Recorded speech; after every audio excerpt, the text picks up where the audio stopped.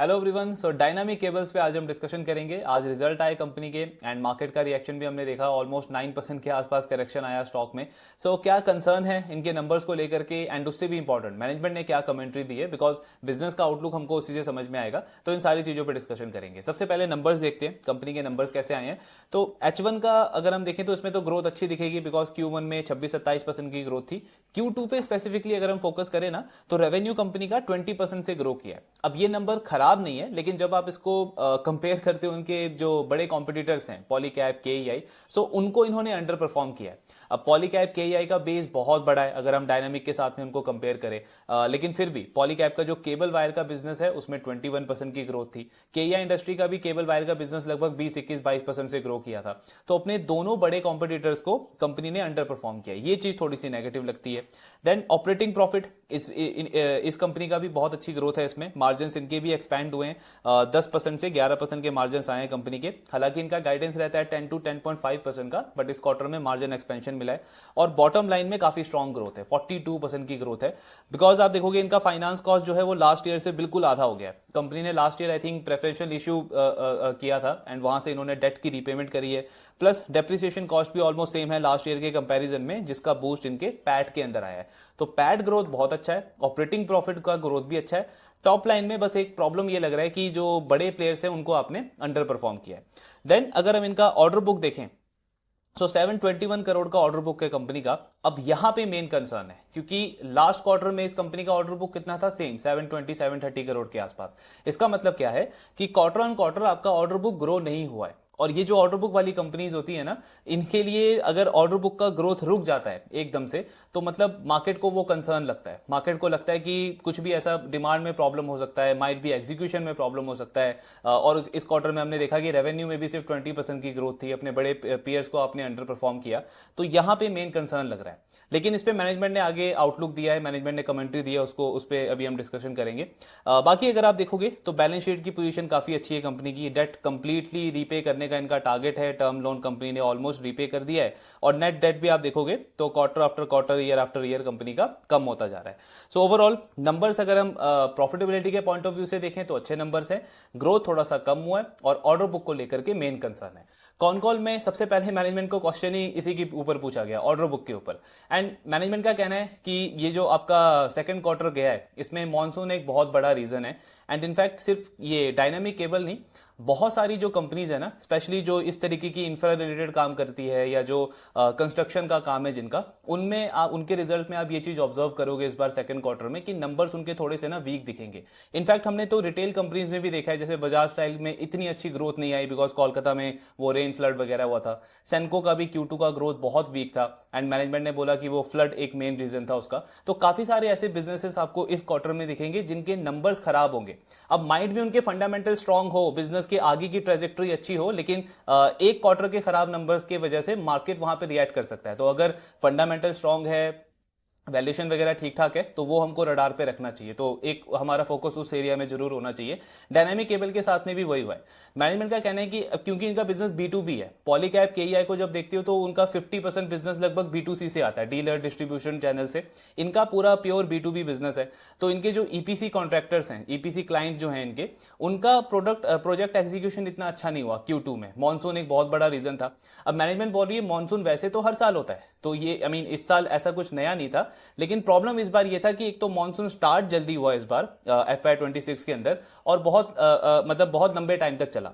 दूसरा एक और इशू क्या हुआ कि जनरली हम देखते हैं कि कुछ ऐसे स्पेसिफिक स्टेट्स होते हैं जहां पे ज्यादा मानसून होता है और फ्लड वगैरह का इशू होता है। इस बार क्या हुआ है, अक्रॉस स्टेट आप देखोगे, मतलब हर एक एरिया में इंडिया में बहुत ज्यादा मानसून हुआ और उसकी वजह से ईपीसी कॉन्ट्रैक्टर्स का जो ये प्रोजेक्ट एग्जीक्यूशन है वो काफी स्लो हो गया।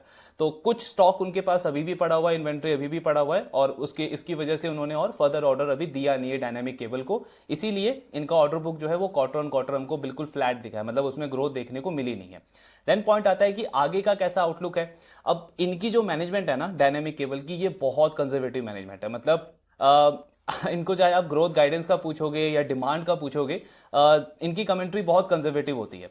सो इन्होंने अभी आउटलुक क्या दिया है कि मॉनसून तो अभी वो वाला प्रॉब्लम नहीं है, लेकिन अभी तक जो ये Q3 स्टार्ट हुआ है आपका, तो आपके फेस्टिव डेज स्टार्टिंग में आ गए इस बार। दिवाली पिछले बार लेट थी, इस बार थोड़ा सा जल्दी हो गया है। नवरात्रे भी इस बार आपके जल्दी हो गए, तो अभी तक हमने वैसा एग्जीक्यूशन नहीं देखा है। लेकिन हाँ, इंडस्ट्री का सीजनैलिटी ऐसे ही वर्क करता है, H2 हमेशा बेटर होता है। कई बार H1 में मानसून की वजह से आपका जो प्रोजेक्ट एग्जीक्यूशन है वो थोड़ा सा स्लो हो जाता है, लेकिन आने वाले वीक्स में एक्सपेक्टेड है कि धीरे धीरे डिमांड पिकअप करेगा और जो हमारा ऑर्डर है वो भी ग्रो करना स्टार्ट हो जाएगा।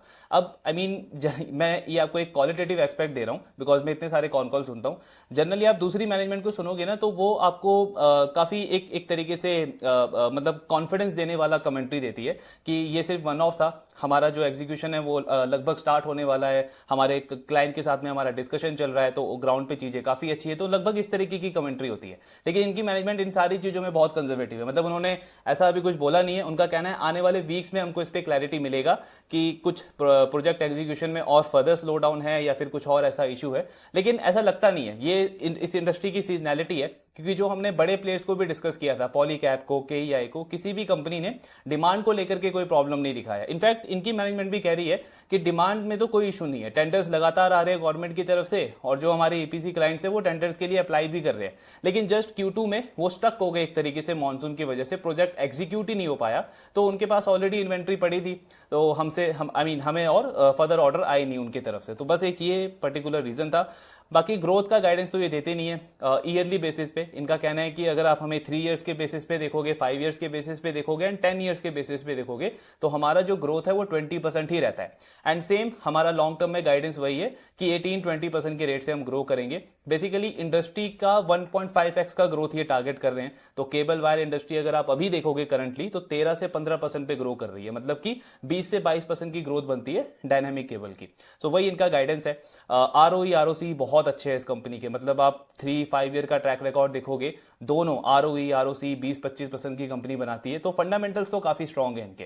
अगर नए प्रोडक्ट एक्सपेंशन की बात करें, तो इनकी जो नई कैपेसिटी है, ग्रीनफील्ड एक्सपेंशन ये कंपनी भी कर रही है। सो वो बिल्कुल टाइम पे है, H2 के एंड तक एक्सपेक्टेड है वो आ जाएगा, मतलब मार्च एंड तक वो इनका वो कमीशन हो जाएगा।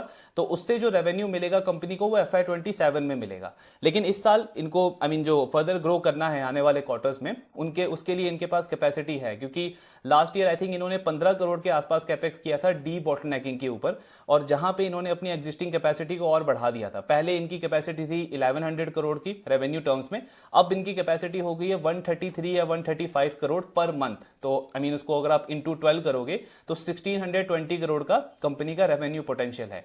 लेकिन अगर कंपनी 80-90% पे भी उसको यूटिलाइज करती है तो भी आपका 1500-1600 करोड़ का रेवेन्यू बनता है। तो इस साल ग्रो करने के लिए इनके पास में कैपेसिटी ऑलरेडी अवेलेबल है, और H2 में आपके पास में नई कैपेसिटी भी आ जाएगी। तो नियर फ्यूचर में सप्लाई साइड से कोई प्रॉब्लम नहीं है, डिमांड ऑलरेडी स्ट्रांग है। बस एक वो एग्जीक्यूशन वाला एक तरीके से स्टक हो गया Q2 में, जिसकी वजह से ऑर्डर बुक कंपनी का ग्रो नहीं हुआ है। हालांकि एक और इसमें चीज देखें तो इनका ग्रोथ का नंबर खराब नहीं है 20% का, क्योंकि गाइडेंस तो यही देते हैं ना, 20% का गाइडेंस है। तो उस पर्सपेक्टिव से देखें तो कंपनी ने वैसे ही परफॉर्म किया है। लेकिन हाँ, लास्ट क्वार्टर के कंपैरिजन में थोड़ा सा ग्रोथ स्लो हुआ है, ऑर्डर बुक ग्रो नहीं हुआ, तो इसको लेकर के थोड़ा सा कंसर्न है। लेकिन ये वन ऑफ है, एक्सपेक्टेड यही है, क्योंकि डिमांड में कोई ऐसा इशू नहीं है। और मॉनसून तो आपका वही सीजनल वाला पार्ट है ना, तो वो तो अभी चला गया है। Q3 से चीजें पिकअप करनी स्टार्ट हो जानी चाहिए। सो ये ओवरऑल इनके नंबर्स हैं। बाकी तो यही है, मतलब कैश फ्लो आप देखो उसमें भी लगभग 40-50% का ग्रोथ है। डेट के लिए कंपनी ने बोल ही दिया है कि नियर टर्म में और हमारा कोई प्लान है नहीं कि हम डेट को रेज करेंगे, सिर्फ वर्किंग कैपिटल ही रहेगा, तो टर्म लोन हमारे बैलेंस शीट पे रहेगा नहीं। रिसीवेबल्स भी इनके इंप्रूव हुए हैं, ओवरऑल इन्वेंट्री भी मैनेजेबल है। तो मतलब फंडामेंटल्स बहुत अच्छे हैं बिजनेस के। ये बिजनेस वैसा नहीं है कि आपको बहुत तोड़फोड़ ग्रोथ देगा 30-40-50% की, लेकिन एक स्टीडी ग्रोथ आप इससे एक्सपेक्ट कर सकते हो 20 से 25% का, जो उन्होंने ऑलरेडी लास्ट 5-10 साल में डिलीवर करा है, with high ROE ROC। Cash flow का कोई इशू नहीं है। सो ओवरऑल तो चीजें ठीक है। मार्जिन के ऊपर भी इनका गाइडेंस है कि सेम मार्जिन हम मेंटेन करेंगे 10% से 10.5% के बीच में। लास्ट 3-4-5 साल का भी डेटा अगर हम देखें तो सेम इसी रेंज में इनके मार्जिन रहते हैं 9-10-11% के बीच में, और वही अभी भी इनका गाइडेंस है। जो इनकी नई कैपेसिटी आ रही है उसमें कंपनी का जो सोलर केबल है ना, उससे रेवेन्यू पोटेंशियल और इंक्रीज हो सकता है। आई थिंक अभी 10 से 15% रेवेन्यू आता है इनको सोलर केबल से। सो उनका कहना है कि नई कैपेसिटी हमारी फंजिबल है, मतलब उसमें हम low voltage, medium voltage, high voltage plus ये जो सोलर डीसी केबल होता है इसके लिए भी इसको यूज कर सकते हैं। स्मार्ट मीटरिंग वाले सेगमेंट से इनको बहुत अच्छा ग्रोथ देखने को मिल रहा है। देन वो जो आपका बैटरी स्टोरेज वाला जो सेगमेंट है उसमें कंपनी कह रही है अभी हम अपॉर्चुनिटी एक्सप्लोर कर रहे हैं, मतलब बेसिकली देख रहे हैं कि मार्केट का साइज क्या है, हमारे लिए कितना रेलेवेंट है। सो अगर हमको लगा कि उसमें हमारे लिए अपॉर्चुनिटी बन सकती है तो हम उसमें एक्सप्लोर करेंगे। एक और सेगमेंट है जो आपका ईएचवी केबल, जहां पे केईआई एक्सपैंड कर रहा है, पॉलीकैब एक्सपैंड कर रहा है। इस कंपनी का अभी नियर फ्यूचर में कोई प्लान नहीं है। सो आई मीन इनका कैपिटल एलोकेशन का अगर आप ट्रैक रिकॉर्ड देखोगे, जिसके लिए हम आरओसी देखते हैं, तो वो बहुत एफिशिएंट है। कंपनी बहुत सोच समझ के देखती है कि किस सेगमेंट के अंदर एंटर करना है हमको। सिर्फ ये नहीं कि वो सेगमेंट ग्रो कर रहा है, उसमें सारे प्लेयर एंटर कर रहे हैं तो मैं भी एंटर कर लूं। इनका कहना है कि ईएचवी केबल का जो मैन्युफैक्चरिंग कैपेसिटी है ना, उसमें बहुत सारे आपको स्पेसिफिक रिक्वायरमेंट्स चाहिए होते हैं। मतलब एक तो टेक्नोलॉजी उसके लिए अलग चाहिए आपको, जो जेस्टेशन पीरियड है उसका वो काफी लॉन्ग है।